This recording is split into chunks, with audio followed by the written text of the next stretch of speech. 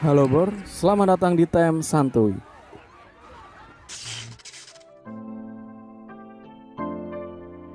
Teruntuk kamu manusia barbar yang jikalau malam minggu tak pernah tenang, gimana? Masih jomblo? Atau sudah punya karir yang baik dalam menggait pasangan? Jangan khawatir, karena di sini gue akan nemenin masa-masa gabut kalian untuk menceritakan sebuah film yang berjudul Jailbait tahun 2014. Di mana film ini menceritakan seorang gadis cantik yang masuk penjara karena tidak sengaja membunuh ayah tirinya. Di dalam penjara, ia mendapat perlakuan buruk dari jiwa lelaki seorang pemimpin penjara. Just take care of me. Okay. Gak usah banyak kedumel lagi, longgarkan celana kalian, langsung saja kita ke alur ceritanya. Let's go.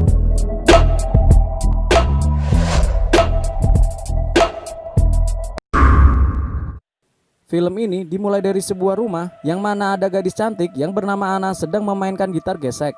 Bisa dibilang alat itu bernama cello, sampingnya Jogja. Tak berselang lama, ayah tirinya pun datang yang sedang dipengaruhi oleh minuman beralkohol. Amer ya bang? Nggak tahu gua, cium mungkin atau berangkal. Di sini ini kita diperlihatkan bejatnya seorang bapak yang ingin mantap-mantapan ke anak tirinya, dan di sini ini pula anak tak sengaja membunuh bokapnya. Ia menendang tubuh bapaknya sampai terpental karena sudah nggak kuat dengan perlakuannya.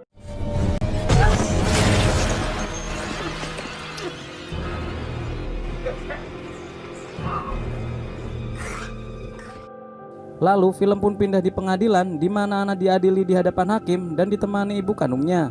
Ana pun dihukum 4 tahun 9 bulan di penjara khusus gadis-gadis yang usianya belum terlalu tua. Anjir, kok gue rada grogi ya bahas film. Your full name? Di dalam sel penjara, ia bersama seorang napi wanita bernama Jenny. Wanita ini sedikit pendiam dan suka membaca buku. Di suatu malam menjelang pagi, di saat Ana masih tertidur, ternyata si Jenny tidak bisa mengendalikan jiwa lesbonya. Ia melakukan ritual 2 jari sambil menatap wajah si Ana.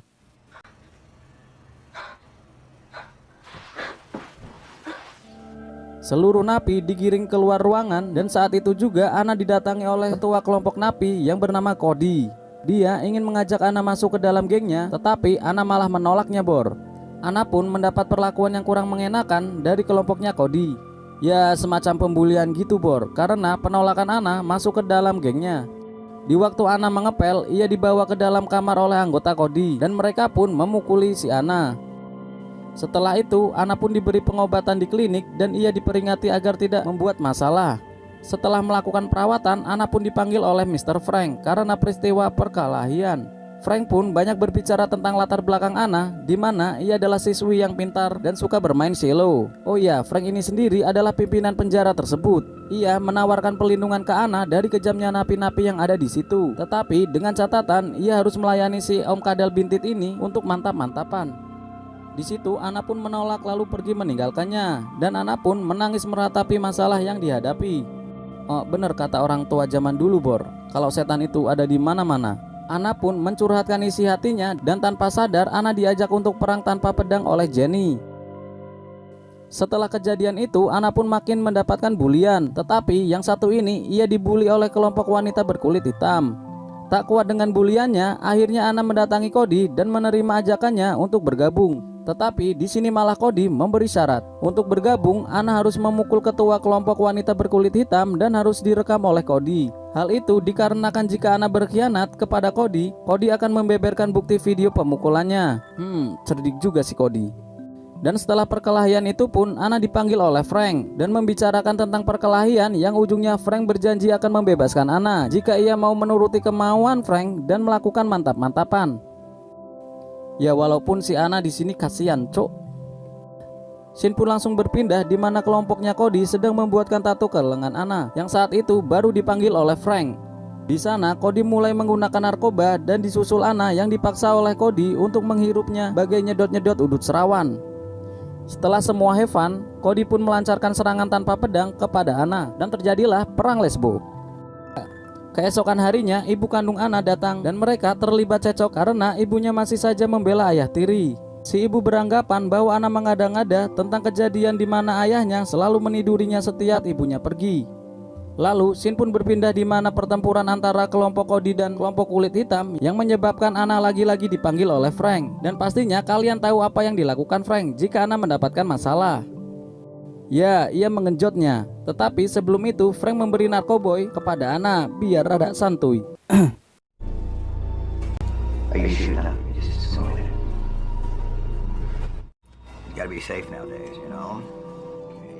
Anna pun di sini makin berubah dan tak bisa mengendalikan amarahnya. Hal itu disebabkan oleh genjotan-genjotan yang menimpanya setiap waktu dan obat-obatan yang terus ia konsumsi. Akhirnya Anna pun mencoba untuk melakukan bunuh diri, tetapi rencananya digagalkan dan dia mendapatkan perawatan eksklusif dan penanganan khusus karena Anna sudah menjadi salah satu napi yang berbahaya. Setelah itu Anna pun dipanggil Frank. Ya, seperti biasa lagi, Bor. Gimana mentalnya nggak hancur kalau Anna selalu diprovokasi oleh napi lain yang akhirnya ia berhadapan oleh Frank dengan senjata genjotannya. Di sana Anna pun sudah muak dengan aksi busuknya Frank dan si Anna pun mengadukan kepada perawat klinik penjara. Tetapi pada saat itu mereka diawasi CCTV yang akhirnya Frank mengutus Cody untuk membunuh perawat tersebut. Singkat cerita, di penjara sedang mengadakan pementasan dan Anna pun di sana memainkan cellonya. Dan setelah acara itu selesai, Frank menghampiri Anna dan mengiming-imingi kebebasan di bulan depan. Dengan penuh semangat, Anna pun langsung melayani Frank yang berada di panggung tersebut. Selama berhari-hari, Anna selalu diintimidasi oleh Cody dan para geng lainnya. Anna pun menawarkan bantuan ke Cody untuk menghancurkan Frank dengan cara menyelundupkan HP. On off. It's really easy. Mendengar hal itu, Cody pun langsung mau dan memberikan HP-nya ke Anna untuk alat perekam. Bisa dilihat, Cody pun cukup gerang juga dengan tindakan Frank selama ini. Alhasil, Anna pun dipanggil oleh Frank untuk berkaraokean ria. Dengan penuh hati-hati, Anna pun melancarkan rencananya, lalu merekam kejadian tanam benih kehidupan yang dilakukan oleh Frank. Di hari itu juga, ada pengajuan bebas bersyarat apabila tahanan tersebut memenuhi kriteria. Anna pun diberi pertanyaan tentang kehidupan di penjara. Pada saat giliran Frank berbicara, ia tidak membela Anna dan malah ingin Anna untuk tetap tinggal di penjara lebih lama lagi. Sebelum petugas menolak persyaratan bebas bersyarat, Anna langsung menjodorkan HP dan memberikan hasil rekaman tebar benih kehidupan yang dilakukan Frank. Dengan tergesa-gesa, Frank pun langsung merebut HP tersebut, tetapi tindakannya gagal karena petugas sudah terlanjur melihat hasil rekamannya. Alhasil, Frank pun ditangkap dan Anna akhirnya dibebaskan bersyarat. Saat keluar dari penjara, ibunya ternyata sudah menunggu di depan.